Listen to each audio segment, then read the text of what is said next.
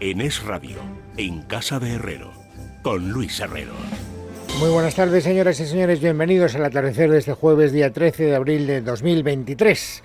Bueno, no será porque el gobierno y sus socios lo han intentado hasta el último minuto, pero finalmente Ferrovial ha aprobado, la votación se ha producido hace aproximadamente 2 horas, el cambio de sede a los Países Bajos. Por lo tanto, esa deslocalización ya es un hecho consumado, a pesar, insisto, de los muchos intentos que han hecho el gobierno y sus socios para impedirlo, de la campaña que han desplegado contra Rafael del Pino, que ha durado hasta minutos antes de la votación y que yo me temo que seguirá durando una vez que la votación de los accionistas de Ferrovial ya se ha producido. Vamos a ver cuál es la reacción posterior del gobierno. Todavía no hay ninguna reacción que yo conozca después de la votación de los accionistas, pero sí conozco cuál ha sido la intensidad argumental con la que han tratado de impedirlo y además han tratado de colocar a los pies de los caballos al señor del Pino, poniéndolo como ejemplo del empresario poco patriota que defiende los intereses particulares por encima de los intereses generales, como el evasor fiscal que lo que quiere es optimizar los recursos a costa del erario del país, que le ha hecho rico y que le ha permitido, en fin, desarrollar su negocio, etcétera, etcétera. Insisto, no es nuevo, porque ya lo hemos oído muchas veces, pero esta mañana, cuando faltaban pocas horas para que se reuniera la Junta de Accionistas, en vez de permitir, como ocurriría en cualquier país europeo, donde las empresas son libres de moverse dentro de lo que es estrictamente la legalidad y donde además la libertad de empresa es uno de los pilares fundamentales de la Unión Europea, bueno, pues aquí en España, sin embargo, eso parece que hay gente que no lo tiene tan clara. Fíjense lo que decía Ione Belarra, que es ministra del Gobierno, en representación de Unidas Podemos, poco antes de que se reuniera la Junta de Accionistas de Ferrovial. Que desde mi punto de vista lo que estamos viendo con Ferrovial, el Gobierno de España no lo puede permitir. Ferrovial lo está viendo todo el mundo, se va a otro país para tratar de evadir el pago de impuestos en España. Eso es reírse a la cara de los españoles y las españolas. Luego veremos la réplica, la contestación que le ha dado el señor del Pino a la señora Belarra y a todos aquellos que opinan lo que ha dicho la señora Belarra, porque es verdad que esta campaña que ha puesto en marcha la maquinaria propagandística del Palacio de la Moncloa iba dirigida fundamentalmente a trasladar esa idea. Y seguro que hay muchos ciudadanos que han picado, que han comprado la mercancía y que ahora mismo entienden que el señor del Pino es una persona que lo único que quiere es evadir impuestos. Bueno, otro de los argumentos para que vean ustedes que aquí sí que hay unidad entre el PSOE y Unidas Podemos. Que luego seguiremos hablando un poco de las desavenencias que están apareciendo en esta precampaña, pero cuando hay un enemigo común, se unen. Todo es muy típico. Además, nada provoca más unidad que el enemigo común. Y en este caso, el enemigo común, tanto de Unidas Podemos como del Partido Socialista, era Ferrovial, o si quieren ustedes, el señor del Pino. Por eso, María Jesús Montero, que es del PSOE, que no es de Unidas Podemos, la ministra de Hacienda, había dicho, bueno, ya había quedado claro, por los informes que había encargado el propio gobierno, que lo que había esgrimido el señor del Pino, de que se iba a los Países Bajos porque quería cotizar en Estados Unidos, no era razón fundamental porque podía haberlo hecho perfectamente quedándose en España. Por lo tanto, dado que nosotros, miembros del gobierno, hemos podido demostrar que esos no son los motivos que han impulsado al señor del Pino a promover esta deslocalización, tendrá que haber, ha dicho ella, otros motivos. Quizá la cuestión está en que si no hay dificultad en la legislación española sobre el por qué se traslada de sede, sería bueno conocer cuáles son los otros motivos o cuáles son las razones que llevan a esa empresa, después de haber disfrutado durante tantos años, yo creo que de las ventajas que aportaba estar ubicado en este país y de la contratación pública, que ha sido imprescindible para el crecimiento de Ferrovial. ¿En qué otros motivos pudiera estar pensando María Jesús Montero en el momento de hacer estas declaraciones? Yo no lo sé, pero vamos, verde con asas. No parece que esté muy lejos, digamos, del pensamiento que de manera más clara ha expresado Ione Belarra también minutos antes. Bueno, pues durante la Junta de Accionistas, el señor del Pino, presidente de Ferrovial, ha tenido a bien contestar algunas de estas insidias gubernamentales. Y ha dejado muy claro, en primer lugar, de una manera rotunda, que todos aquellos que afirman que Ferrovial se va de España para pagar menos impuestos están equivocados. La operación no se hace por motivos fiscales. los impuestos que pagará Ferrovial después de la operación serán similares a los que está pagando antes de realizarla. Ferrovial no se va de España. Ferrovial mantendrá la actividad, el empleo, los proyectos, el plan de inversiones y la cotización en las bolsas españolas. Bueno, este es el compromiso firme, público, adquirido por el señor Del Pino.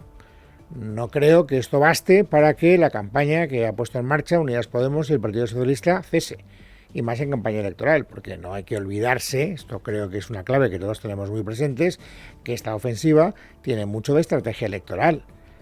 La izquierda, y en este caso no hago distinciones, tanto el PSOE como Unidas Podemos, quieren venderle a su electorado que ellos son los que se ponen enfrente de esos empresarios antipatriotas que no defienden los intereses generales. Esa casta pudiente que va en contra o que perjudica a las personas que se ganan el jornal con duras jornadas de trabajo. Digo, por hacer un poco el resumen de cuál es el mensaje electoral que subyace detrás de esto. Decía la señora María Jesús Montero, lo hemos escuchado, que dado que se puede cotizar en Estados Unidos quedándose en España, los motivos serían otros. Y que el señor Del Pino tendría que explicar cuáles son los motivos.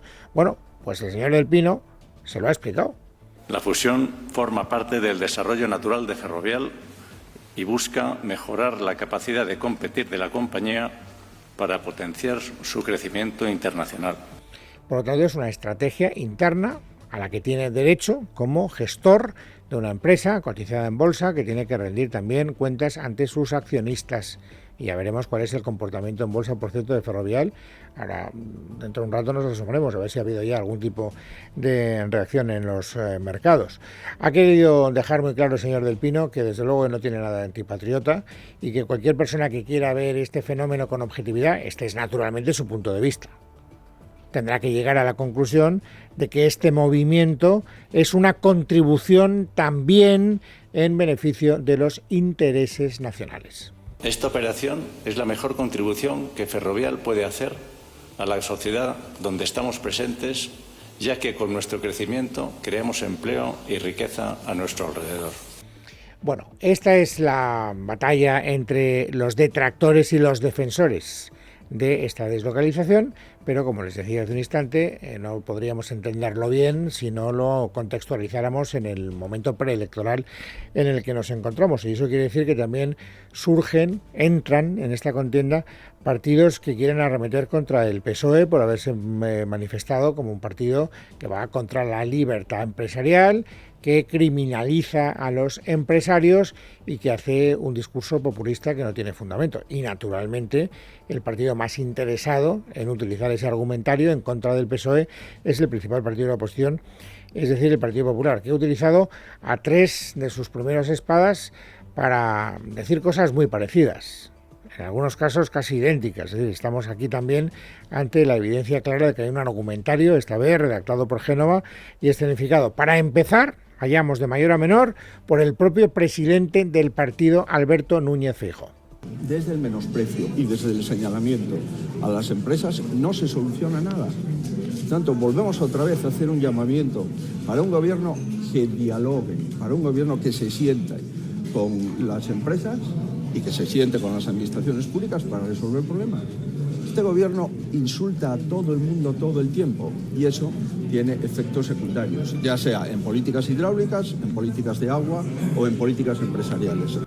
Por cierto, que decía hace un instante que íbamos a ver cuál era la cotización en este momento de Ferrovial, es decir, cuál era la respuesta de los mercados ante la decisión de aprobar la deslocalización de Madrid a los Países Bajos. Bueno, pues en este momento Ferrovial está subiendo 7 décimas en la cotización bursátil, 0,7. No llega a un punto, pero no parece que los mercados estén penalizando, ni muchísimo menos, esta decisión que ha tomado la Junta de Accionistas. Les decía, argumentario, Partido Popular. Hemos escuchado a Núñez Feijóo utilizando lo que le parece más eficaz para contrarrestar la campaña del Partido Socialista.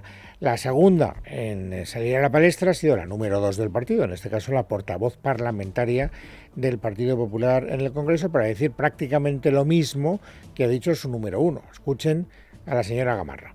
No es de recibo que un gobierno con el presidente al frente se dedique a insultar, a acosar y a descalificar a nuestros empresarios. Y no es de recibo que un gobierno de España, con su presidente al frente, se dedique a generar un día sí y otro también un escenario de inseguridad jurídica que hace muy difícil que las empresas que tenemos no se planteen irse y que las empresas que estén pensando venir no se planteen no venir.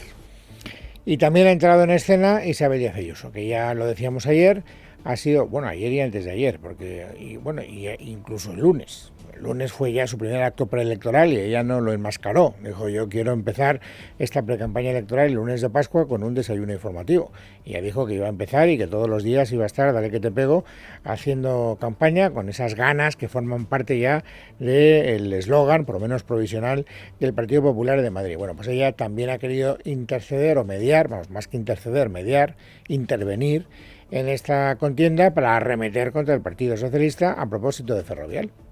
Un Sánchez que acosa a las empresas y que lleva 44 días sin responder a las llamadas del presidente de Ferrovial. El gobierno de las sonrisas y los derechos resulta que es el gobierno de la precariedad laboral, de los fijos discontinuos de Yolanda Díaz, la vicepresidenta más incompetente de la historia de España. Bueno, es curioso, esto no es novedad, cualquiera que siga la política un poco de cerca sabrá que ya hemos asistido a esta norma de conducta muchas veces y en otras muchas campañas electorales. Pero parece como que Ayuso no esté pendiente de los que son sus adversarios políticos directos. No digo que no polemice con ellos, lo hace frecuentemente en la Asamblea de Madrid cada vez que hay un pleno. Pero ella apunta más alto, o sea, ella no se queda en Mónica García o en Juan Lobato. No, ella va y arremete y contiende directamente contra Pedro Sánchez. Hemos escuchado cómo se metía con Pedro Sánchez a propósito de Ferrovial y como está en esta ya precampaña intensa, también ha querido arremeter contra Pedro Sánchez a propósito de otra polémica que sigue viva y que seguirá viva hasta la semana que viene, que es la contrarreforma de la ley Montero, la llamada ley del sí es sí. ¿A quién responsabiliza Ayuso del lío que está provocando esta ley? Al presidente del gobierno. Nos acercamos a la escalofriante cifra de casi 1.000 violadores y agresores sexuales que se han visto beneficiados por la ley del solo sí es sí. La ley que Sánchez presentó como el gran ejemplo para el mundo, marca de su gobierno, una marca que ahora será un estigma que llevará toda la vida. Esta es la ley que quería, aunque ahora intente distanciarse de Yolanda Díaz, corresponsable, y de los suyos, sacando así marcas blancas. No escucharon a nadie, sabían lo que hacían. A propósito del fondo de esta cuestión, por cierto, no hay ninguna novedad. Los miembros del Partido Socialista, los miembros del gobierno de la parte socialista, siguen diciendo que las enmiendas que ha presentado Podemos no son las adecuadas para solventar el problema y por lo tanto no se vislumbra ningún acuerdo entre el Partido Socialista y Podemos antes de que se produzca la semana que viene la votación de esas enmiendas. Escuchen a María Jesús Montero. Hemos dicho que estudiaremos cualquier fórmula que nos permita preservar los dos objetivos que persigue el Partido Socialista, que el consentimiento esté en el centro de la ley, pero que no se provoquen rebajas en las condenas a los agresores. Las propuestas que hemos conocido de Podemos, desde nuestro punto de vista, provocan rebajas de condena y, por tanto, no consiguen uno de los objetivos que nos habíamos planteado. Bueno, esto por lo que respecta a un contencioso archiconocido entre los dos socios de gobierno, PSOE y Podemos. Pero sabemos que en la parte podemita hay otro problema interno, que es el que enfrenta a Yolanda Díaz con Podemos propiamente dicho. Y hay también algunas novedades por parte, digamos, por la vía declarativa. Hoy Yone Belarra ha estado muy locuaz, no solo la escuchábamos hablar de Ferrovial al principio del programa, también ha hablado de Yolanda Díaz, naturalmente, y le ha hecho una petición. No es la primera vez que lo hacen dirigentes de Podemos, y es la petición de que ojalá Yolanda Díaz defienda a los candidatos de Podemos en las elecciones municipales y autonómicas. A mí me gustaría mucho que Yolanda Díaz hiciera campaña por los candidatos y las candidatas de Unidas Podemos, porque creo que son las mejores candidatas para seguir transformando nuestro país. Tenemos muchos gobiernos autonómicos progresistas en juego en las próximas elecciones y yo aspiro a revalidarlos todos ellos porque, como digo, la vida de la gente es la que está en juego, nuestra sanidad pública, nuestra educación pública, la atención a la dependencia. Y ha dicho algo más, también con Yolanda Díaz al fondo de su pensamiento. Nosotros, en Podemos, hemos hecho nuestra parte y hemos hecho bien nuestra parte. Hemos conseguido logros que probablemente sin nosotros el gobierno no hubiera sacado adelante. Yolanda Díaz tendrá que responder de lo que ella puede hacer a partir de ahora en favor de esa unidad. Creo que Podemos se presenta a estas elecciones con los deberes hechos. Hemos cerrado más acuerdos de unidad que nunca y Yolanda es quien tiene que decidir si quiere también de cara a las elecciones generales ser la candidata de la unidad. Bueno, y luego irrumpe en el panorama una polémica nueva, una polémica que tiene dos partes, la política, que es la que les quiero resumir rápidamente ahora, y luego la de fondo, de la que nos ocuparemos a partir de las 4:30, y que tiene a Doñana como, campo de batalla. Resulta, ustedes probablemente lo saben, que el Parlamento de Andalucía, con mayoría absoluta del Partido Popular y con el apoyo además de Vox en este caso concreto, ha iniciado una tramitación express de una proposición de ley que pretende regular la situación de centenares de hectáreas que inicialmente fueron, calificadas como zonas de secano y que después se convirtieron por la puerta de atrás en zonas de regadío. ¿Por qué? Pues porque en Doñana, esto lo saben los que conocen muy bien la zona, hay un embalse subterráneo de 2.409 kilómetros cuadrados que abastece de agua a las zonas de regadío y a aquellas zonas que no fueron inicialmente calificadas como de regadío sino de secano, pero que después, utilizando de manera, dicen algunos, ilegal ese agua subterránea, se han convertido en zonas de regadío. ¿Y qué es lo que pretende el Partido Popular? Legalizar esa situación irregular o ilegal. Entonces promueve esta ley. Y esta ley con esa finalidad concreta. Insisto en que la parte técnica la conoceremos con más detalle después. La parte política está organizando un ruido verdaderamente espectacular, empezando por la propia Yone Belarra en representación de Podemos. En esto ya les anticipo que tampoco van a encontrar ninguna diferencia argumental entre lo que dice Unidas Podemos y lo que dice el Partido Socialista. Para empezar, Belarra. Lo que estamos viendo en Doñana es un absoluto ecocidio. Y creo que el Gobierno tiene que desplegarse al máximo. Nosotras vamos a utilizar también todas las herramientas a nuestro alcance, también las herramientas judiciales, pero creo que sí, que hay que explorar todas las posibilidades para evitar este absoluto atentado medioambiental. Y para seguir, para que ustedes puedan efectivamente llegar a la conclusión de que no hay ninguna diferencia argumental, que están manteniendo la misma posición en este punto concreto, escuchen a María Jesús Montero. La Junta de Andalucía, a través del Parlamento de Andalucía con la mayoría absoluta del señor Moreno Bonilla, esté perpetrando el atentado medioambiental que supone la recalificación de terreno para el regadío en Doñana. Una actuación obcecada del presidente Moreno Bonilla, empachado de una mayoría absoluta donde no escucha a nadie. Claro, aquí, una vez más, y yo creo que este va a ser una reflexión que vamos a tener que tener en cuenta, yo diría que prácticamente a diario. Estamos en un momento preelectoral. ¿Qué es lo que está pasando? Entre otras cosas, insisto en que luego vamos a hablar con los expertos y vamos a ver qué es lo que está pasando con Doñana y si efectivamente esa proposición que está impulsando el Partido Popular es perjudicial o no para ese parque natural. Pero políticamente hablando, esto tiene mucha importancia de cara a las elecciones municipales en Andalucía, porque en Andalucía no hay autonómicas, pero sí hay municipales. Y muchos de los municipios afectados por esta ley votan tradicionalmente al PSOE. Y son municipios donde hay muchas personas que tienen esos pozos ilegales que se abastecen de las aguas subterráneas de Doñana y que por lo tanto van a ver con muy buenos ojos que se legalice su situación. Y eso es lo que en el fondo, insisto, está subyaciendo detrás de esta batalla política. ¿Qué dice el señor Moreno Bonilla, el presidente de la Junta de Andalucía? Naturalmente no va a reconocer que este es un hecho, electoralista. Lo que está diciendo es que es por lo menos un hecho coherente, que ya estaban avisados, que estaba en su programa electoral y que por lo tanto a nadie le puede sorprender que un partido quiera desarrollar el programa electoral que ha vendido en las elecciones. Mire, este es un problema que yo no he creado, ni ha creado este gobierno. Este es un problema heredado. Y esta ley que hemos aprobado, yo la llevaba en el programa. Es más, en la pasada legislatura ya la registramos. No hemos engañado a nadie. Es la única alternativa que hay posible para sacar de la legalidad a decenas de familias y proteger al mismo tiempo a Doñana. Bueno, y en este asunto concreto tiene el apoyo inequívoco del presidente de su partido, de Núñez Feijóo. Ya les decía que esta es una polémica que irrumpe con tanta fuerza en el panorama político que ha movilizado a algunos de los pesos pesados de la política. Hemos escuchado a Belarra, hemos escuchado a Jesús Montero, al presidente de la Junta de Andalucía y también al presidente del Partido Popular, el propio Núñez Feijóo, cerrando filas con el señor Moreno Bonilla.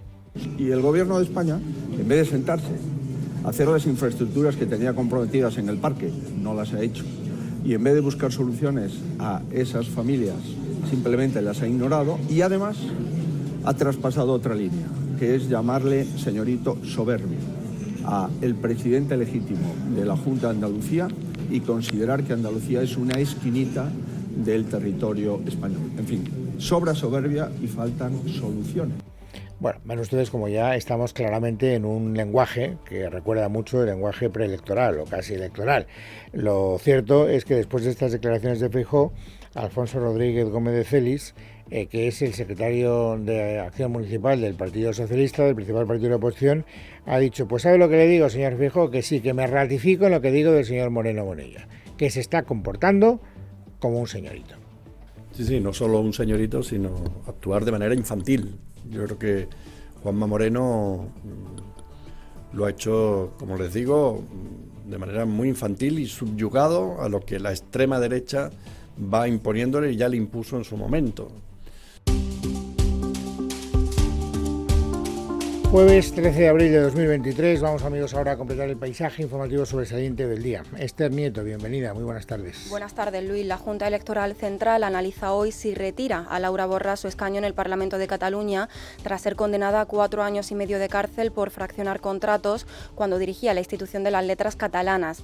Sin embargo, Laura Borràs se resiste a ser sancionada y ha anunciado un recurso de casación que resolverá el Tribunal Supremo. Verónica Jorro.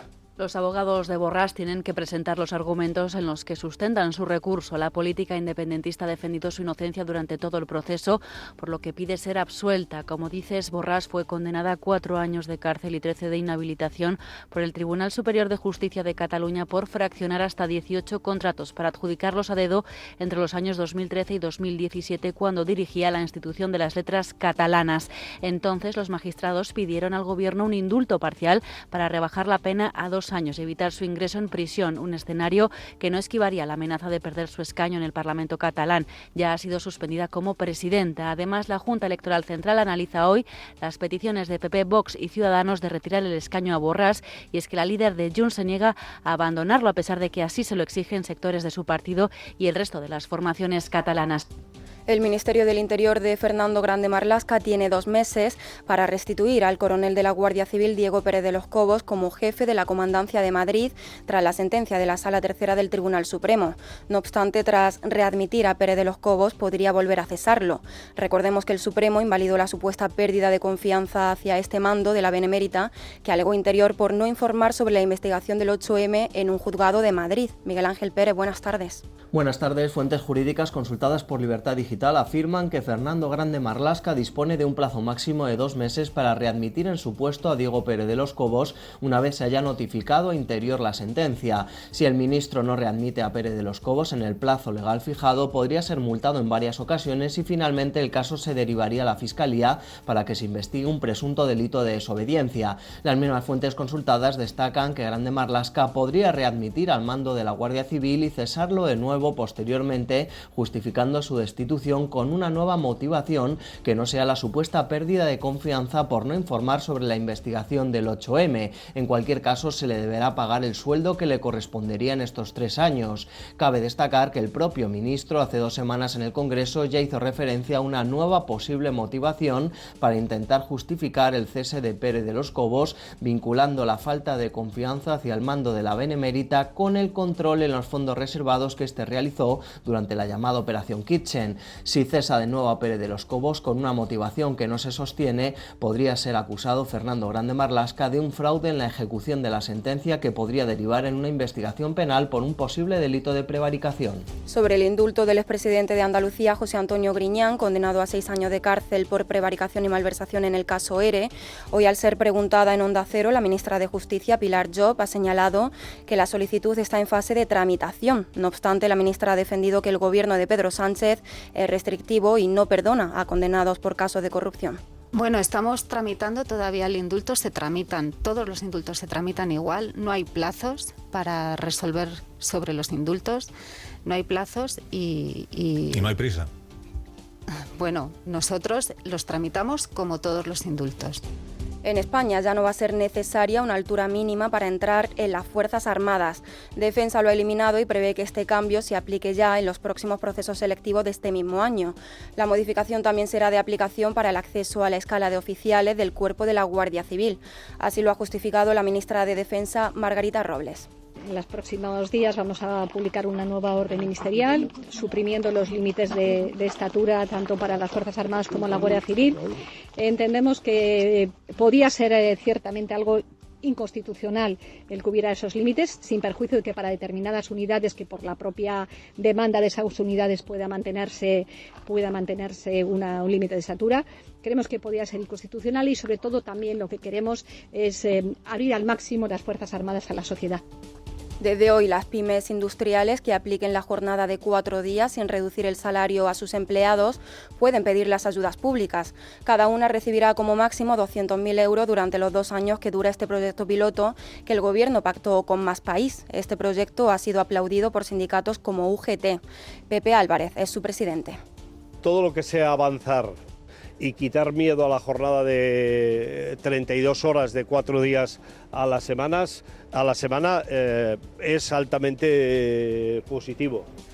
Tenemos que centrarnos también en las próximas elecciones municipales del 28 de mayo. Hoy la presidenta de la Comunidad de Madrid, Isabel Díaz Ayuso, ha presentado a los 178 candidatos del PP a las alcaldías de los municipios madrileños, unos comicios a los que Ayuso se ha referido como la primera vuelta de las elecciones generales que tendrán lugar en el mes de diciembre. Paloma Cuevas.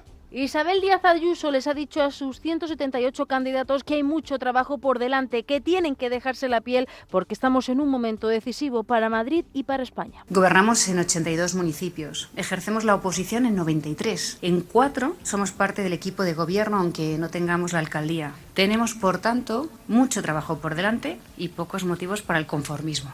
Ayuso ha asegurado que los candidatos abren una nueva etapa, ha añadido que a todos ellos les une la alegría, las ganas, un mismo modo de entender la vida y la pasión por los municipios que representan. 71 de ellos es la primera vez que serán candidatos y la media de edad ha bajado hasta los 45 años. La presidenta de la Comunidad de Madrid ha querido tener un gesto con el alcalde de la capital y le ha dedicado palabras de agradecimiento a las que José Luis Martínez Almeida ha respondido. Ha servido de inspiración a muchos alcaldes y a muchos candidatos por toda España, porque si en los peores momentos ha trabajado como lo ha hecho, ¿qué no va a venir ahora, alcalde? Agradezco desde luego las palabras de la presidenta, agradezco su cariño. Ahí está este ticket electoral Almeida, Ayuso, Ayuso, Almeida, que es un ticket electoral imbatible aquí en la ciudad de Madrid, en la comunidad. Ya están presentados los candidatos a las alcaldías de la Comunidad de Madrid. Ahora el siguiente paso son las listas electorales. La fecha límite para la presentación es el 24 de abril. Y por cierto que en ese mismo acto Isabel Díaz Ayuso ha acusado a Meritxell Batet, la presidenta del Congreso, de borrar registros relacionados con la presunta trama de corrupción del diputado del PSOE en el Congreso Juan Bernardo Fuentes Curbelo, conocido como Tito Berni. Estas acusaciones llegan después de conocer que los servicios jurídicos de la Cámara han informado que los datos recopilados sobre sus visitantes no se han conservado pese a la investigación judicial.